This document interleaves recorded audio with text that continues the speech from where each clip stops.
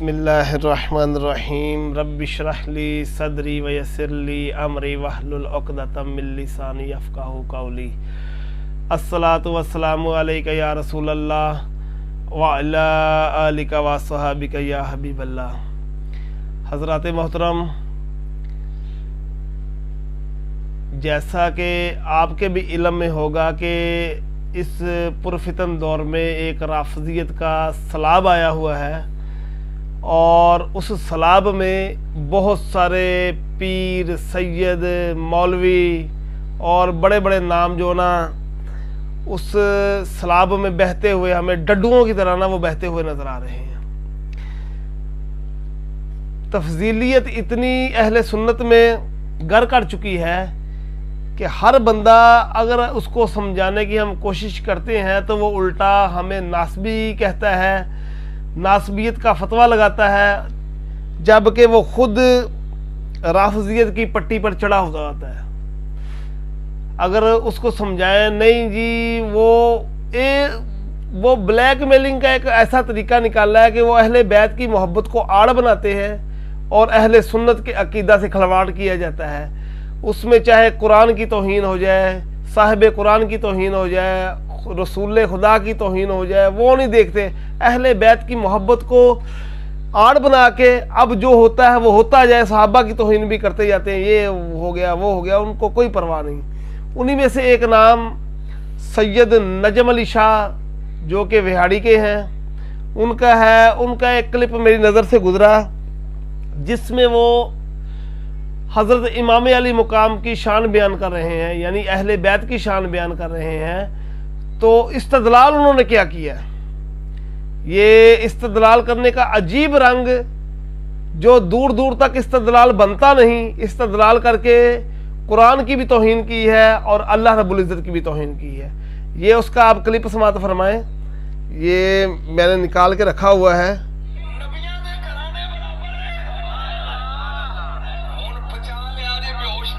یہ نجم علی شاہ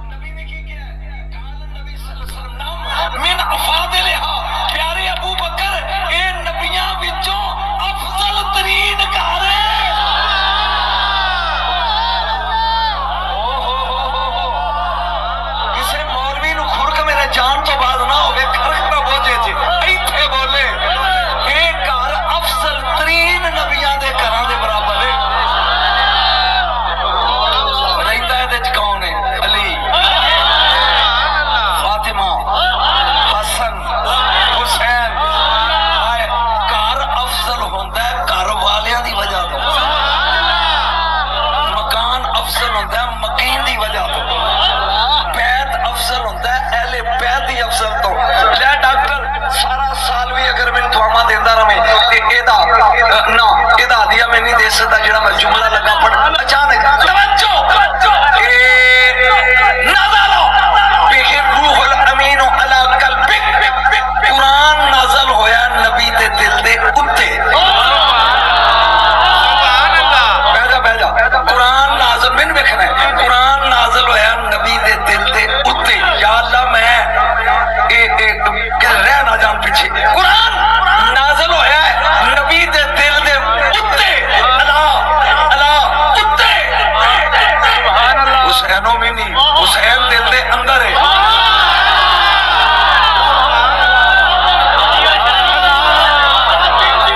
قرآن اوتے، حسین وچ، او جدے کوٹھے دا مقابلہ قرآن نہیں کر سکتا، ملا تو کرے گا۔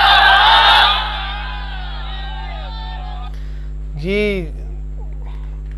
حضرات، آپ نے سنا کہ وہ رسول اللہ صلی اللہ علیہ وسلم کا گھر جس میں حضرت امام علی مقام بھی رہتے تھے، حضرت علی رہتے تھے، حضرت فاطمہ الزہرا رضی اللہ تعالیٰ عنہ رہتی تھی، ان کا مقابلہ کرایا ہے نبیوں کے گھروں کے ساتھ۔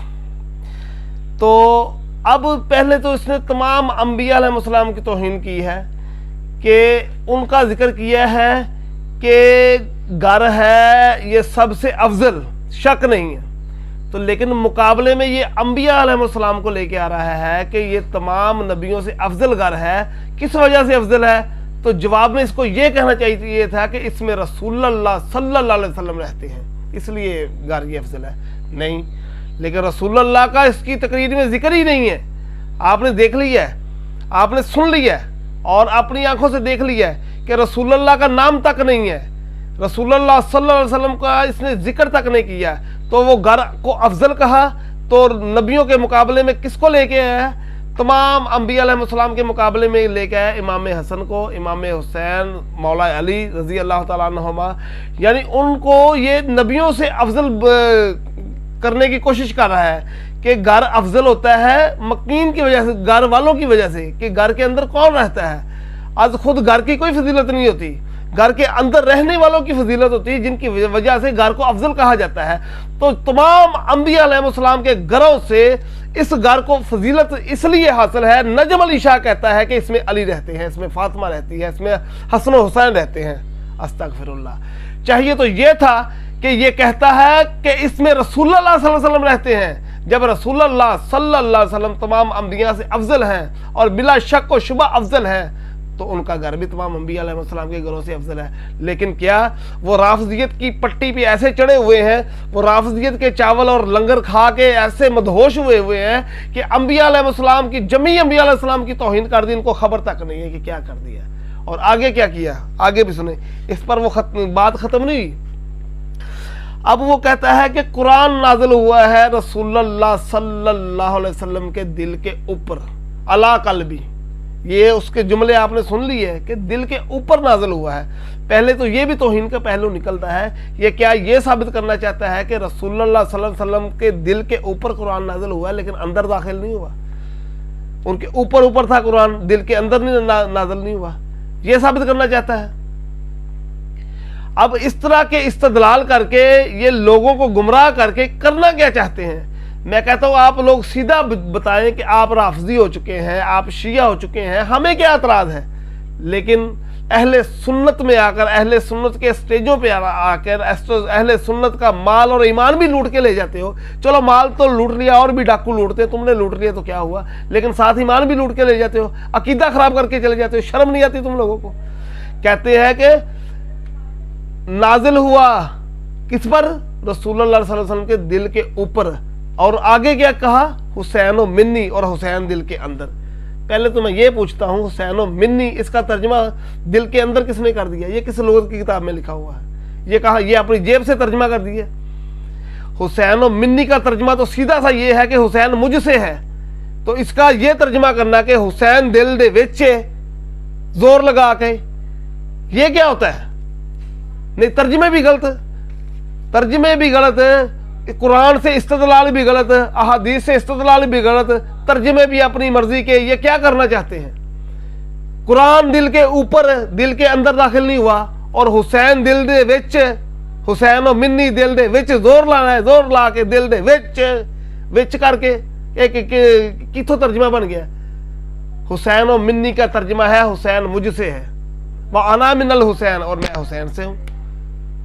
تو اس کا ترجمہ ہم بھی بیان، ہم یہ خود یہ حدیث بیان کرتے ہیں، تم کو عجیب قسم کا جو استدلال کیا، لیکن اس طرح کے ٹوٹے پھوٹے اور گٹیا اور رافضیوں والے استدلال ہم نہیں کرتے، لیکن ہم حدیث یہ بیان کرتے ہیں، تم سے اچھی بیان کرتے ہیں، تم سے زیادہ بیان کرتے ہیں۔ اور کہہ دیا پھر آگے اب توہین پہ توہین ہوتی جا رہی ہے۔ پہلے تمام انبیاء کی توہین کی، پھر رسول اللہ صلی اللہ علیہ وسلم کی توہین کی کہ ان کے مقابلے میں رسول اللہ کا ذکر نہیں کیا، اور دوسرے یعنی کہ غیر نبیوں کا ذکر کیا، نبیوں کے مقابلے میں رسول اللہ کا ذکر نہیں کیا، تمام انبیاء کی، رسول اللہ کی توہین کی، پھر قرآن دل کے اوپر، پھر رسول اللہ کی توہین کی، دل کے اندر داخل نہیں ہوا۔ کہنا کیا چاہتا ہے؟ وہ کہتے ہیں نا اس کے دل میں کچھ اور ہے، اوپر کچھ اور ہے، دل کے اندر کچھ اور ہے، اوپر کچھ اور ہے۔ وہ کہتے ہیں جو بندہ منافق قسم کا ہو، وہ کہتے ہیں نہیں جی یہ زبان پہ کچھ ہے، دل کے اندر اس کے کچھ ہے۔ اس طرح کے لفظ آپ بولتے ہیں نا، جملے بولتے ہو، تو یہی بات اس نے کی کہ قرآن دل کے اوپر، اندر ہوا نہیں لگی۔ آگے چلیں، پھر یہ کہتا ہے کہ حسین کو اس نے جو ترجمہ غلط کیا ہے، حسین دل دے وچ جو ترجمہ اس نے کیا ہے، تو حسین دل کے اندر ہو گیا اور قرآن دل کے اوپر ہو گیا۔ تو پھر کہتا ہے کہ جس کے کوٹھے دا مقابلہ اللہ دا قرآن نہیں کر سکتا، ملا تو کتوں کر لیں گے؟ یعنی قرآن کا مقابلہ کرایا ہے اس نے امام حسین رضی اللہ تعالیٰ عنہ کے ساتھ۔ اب دیکھیں، قرآن ہے اللہ عز و جل کی صفت، آپ کو پتا بڑا مشہور واقعہ ہے کہ قرآن کو مخلوق کہا. چلو اس بات میں بعد میں آتا ہوں, پہلے ایک شرعی بات کر لیتے ہیں. شرعی بات تو یہ بحث ہوئی ادھر اعلیٰ حضرت نے بھی کی ہے, فتاوی شارح بخاری میں بھی لکھا, فتاوی فیض الرسول میں, جد الممتار میں اعلیٰ حضرت امام اہل سنت مجدد دین و ملت پروانہ شمع رسالت شاہ احمد رضا خان فاضل بریلوی رحمۃ اللہ علیہ میرے امام نے بھی اس کا ذکر کیا کہ قرآن افضل ہے یا رسول اللہ صلی اللہ علیہ وسلم افضل ہے. امام حسین نہیں, امام الانبیاء. یہ آپ نے بات یاد رکھنی ہے کہ دونوں میں سے افضل کون ہے. تو اعلیٰ حضرت نے یہ بحث کی ہے کہ قرآن سے مراد اگر تو یہ جو سیاہی کے اور کاغذ کے ٹکڑے اور اس کے اوپر جو سیاہی کے ساتھ لکھا ہوتا ہے, تو یہ چیزیں اگر آپ لیتے ہیں تو پھر تو یہ مخلوق ہوئی, اور مخلوق کو یہ فنا کو قبول کرتے ہیں, تو پھر تو رسول اللہ تمام مخلوق سے افضل ہے, اور بلا شبہ رسول اللہ صلی اللہ علیہ وسلم تمام مخلوق سے افضل ہے. یہ میں بار بار کہہ رہا ہوں, یہاں بحث ہو رہی ہے امام الانبیاء کی, امام حسین کا ذکر نہیں اس بحث میں امام حسین کا ذکر نہیں, امام الانبیاء کا ذکر ہے کہ قرآن افضل ہے کہ امام الانبیاء افضل ہے. پھر اعلیٰ حضرت نے لکھا, یہ جد الممتار میرے سامنے ہے, فتاوی شارح بخاری میں بھی سیم اسی طرح لکھا ہوا ہے. یہ دونوں فقہ کی کتابوں کے میں آپ کو حوالہ جات دے رہا ہوں. تو اس میں اعلیٰ حضرت نے فرمایا کہ اگر یہ اس سے قرآن سے مراد لی جائے اللہ کی صفت, تو پھر بلا شبہ اللہ کی صفت رسول اللہ صلی اللہ علیہ وسلم سے افضل ہے, کیونکہ وہ قدیم ہے. تو وہ ساری بحث انہوں نے لکھی کہ رسول اللہ صلی اللہ علیہ وسلم سے افضل ہے اللہ کی صفت. یہاں پھر میں کہتا ہوں امام الانبیاء کا ذکر ہے, امام حسین کا ذکر نہیں ہے. تو جو اب یہاں پر اگر جس طرح اس نے جملہ بولا تھا, اگر کسی میرے جان تو بعد کسی نے کھرک ہوئے, تو میں بھی یہ کہنے لگا کہ میری گل سننے تو بعد یہ کسی نے کھرک ہوئے, نجم شاہ یا کسی منن والے نے کھرک ہوئے, تو میں کھرک کا جواب ہونے دے چلنا, ایسے ویڈیو دے کے جاواں گا. وہ کھرک کا جواب ہونے تمہیں اس سے ٹائم ملے گا. اگر لوے یہ کہے کہ میں نے تو یہ قرآن کے جو الفاظ ہیں, جو یہ کاغذ ہوتے ہیں, جو سیاہی ہوتی ہے, اس سے مراد میں نے یہ چیزیں لی ہیں, اس سے میں نے امام حسین کو افضل کہا, تو میں آپ کو قرآن سے اب استدلال کرتا ہوں. اللہ تعالیٰ قرآن کریم میں ارشاد فرماتا ہے, لو انزلنا هذا القرآن على جبل لرأيته خاشعا متصدعا من خشیۃ اللہ, کہ یہ قرآن اگر ہم پہاڑ پر نازل کرتے تو وہ بھی خشیت الہی کے ساتھ, خوف الہی کے ساتھ ریزہ ہو جاتا. مجھے بتائیں, اگر سیاہی کے یہ ٹکڑوں کاغذ کے ٹکڑے جمع کر کے جو قرآن پاک بنایا ہوتا ہے, جو ایک کتاب کی شکل میں ہمارے اور آپ کے سامنے ہے, اس کو کسی پہاڑ کے اوپر رکھیں یا کسی مکان کے اوپر رکھیں, کیا وہ ریزہ ہوتا ہے؟ نہیں ہوتا. تو جو قرآن کریم نے کہا کہ اگر ہم اس کو نازل کرتے کسی پہاڑ پر, یہ قرآن پڑھ رہا ہوں کہ پہاڑ پر نازل کیا جاتا تو وہ بھی خوف الہی سے ریزہ ہو جاتا, وہ بھی یہ برداشت نہ کر سکتا. تو یہ نازل کہاں ہوا ہے؟ رسول اللہ صلی اللہ علیہ وسلم کی ذات پر, ان پر نازل ہوا ہے, کیونکہ انہوں نے اس کا بوجھ اٹھایا ہے, کوئی پہاڑ بھی اس کا بوجھ نہیں اٹھا سکتا تھا. تو پتہ چلا جو اللہ کی طرف سے نازل ہوا ہے وہ اللہ تعالیٰ نے اپنی صفت نازل کی ہے. یہ جو کاغذی سیاہی جو کتابی شکل میں یہ نازل نہیں کیا, اللہ تعالیٰ نے اپنی صفت نازل کی ہے رسول اللہ علیہ وسلم کے قلب پر, ان کے دل پر اپنی صفت نازل کی ہے. تو رسول اللہ علیہ وسلم پر جب انہوں نے اپنی صفت نازل کی ہے, جب یہ قرآن سے واضح ہو گیا, کیونکہ اگر یہ کتاب جو سیاہی ورق اور آگ آپ مصحف لیں تو پھر اس سے تو پہاڑ ریزہ نہیں ہے, تو چھوٹا سا بچہ بھی اٹھا لیتا ہے, وہ اپنے ہاتھ میں اٹھا کے مسجد میں جا رہا ہوتا ہے, اس سے تو کوئی نہ بچہ ریزہ ہوتا, نہ پہاڑ کو ریزہ, نہ کوئی مکان, نہ کوئی مسجد, جگہ جگہ قرآن پاک پڑے ہوئے ہیں. تو پتہ چلا جو اللہ کی طرف سے نازل کیا گیا ہے یہ اللہ کی صفت نازل کی گئی ہے. تو اللہ کی اس صفت سے رسول اللہ صلی اللہ علیہ وسلم بھی افضل نہیں ہے. یہ اعلیٰ حضرت کا فتویٰ میں نے پیش کر دیا آپ کے سامنے, یہ فتاوی شارح بخاری کا فتویٰ میں نے آپ کے سامنے پیش کر دیا کہ اس سے افضل رسول اللہ صلی اللہ علیہ وسلم بھی نہیں ہے. تو جب رسول اللہ اس سے افضل نہیں قرآن سے, تو پھر امام حسین قرآن سے کیسے افضل ہو سکتے ہیں؟ اس طرح کے گٹیا اور شیعوں اور رافضیوں والے استدلال کر کے آپ لوگ کیا کرنا چاہتے ہیں مجھے یہ بتائیں. میں عوام اہل سنت سے یہ گزارش کروں گا کہ اس طرح کے خطیبوں سے اپنی جان چھڑائیں. یہ آپ کا مال بھی لوٹ کے لے جاتے ہیں, مال لوٹ کے لے کے جانے کی پرواہ نہیں, وہ اور بھی لوگ لے جاتے ہیں, لیکن اصل بات ہے یہ آپ کا ایمان لوٹ کر لے جاتے ہیں. اگر کوئی بندہ یہ عقیدہ بنا لے کہ حسین قرآن سے افضل ہے, یعنی اللہ کی صفت سے افضل ہے, تو اس کے کیا ایمان کا بچا, کیا بچ گیا اس کے ایمان کے پلے؟ وہ کیا بچ گیا اس کا؟ کچھ بھی نہیں رکھا, وہ تو برباد ہو گیا. ساری زندگی کی نیکیاں اس طرح کا عقیدہ بنا لیتے ہیں, وہ ساری زندگی اگرچہ مسجدیں بنائے, مدرسے بنائے, نمازیں پڑھے, روزے پڑھے, عقیدہ خراب ہو گیا, بچا کیا اس کے پلے؟ پھر یہ وہ نبیوں کے, انبیاء علیہ السلام کے گھروں کا مقابلہ اس نے یعنی کہ امتیوں کے ساتھ کرایا. کیا کوئی امتی کسی نبی سے افضل ہو سکتا ہے؟ ہم کہتے ہیں کوئی امتی کسی نبی کے برابر بھی نہیں ہو سکتا, تو یہ افضل قرار دے رہا ہے.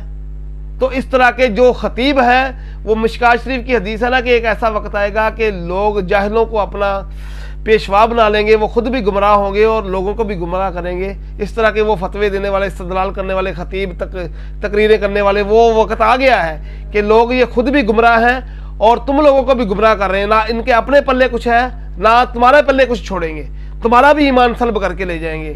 یہ ایسے خطیبوں سے جو ہوتے ہیں, ان سے اپنی جان چھڑائیں اور اہل سنت کے کسی محقق عالم دین کو اپنے پاس بلایا کریں جس کی تقریر سننی ہو.